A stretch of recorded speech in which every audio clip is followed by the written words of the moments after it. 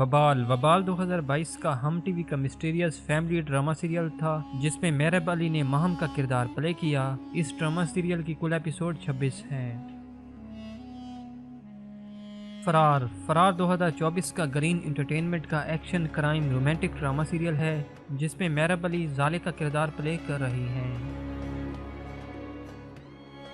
परिस्तान परिस्तान 2022 का हम टीवी का रोमांटिक कॉमेडी ड्रामा सीरियल था जिसमें मेहरब अली ने उजाला का रोल प्ले किया। इस ड्रामा सीरियल की कुल एपिसोड 31 हैं।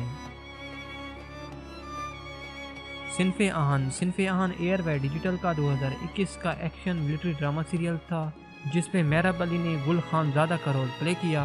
इस ड्रामा सीरियल की नंबर ऑफ एपिसोड 23 हैं।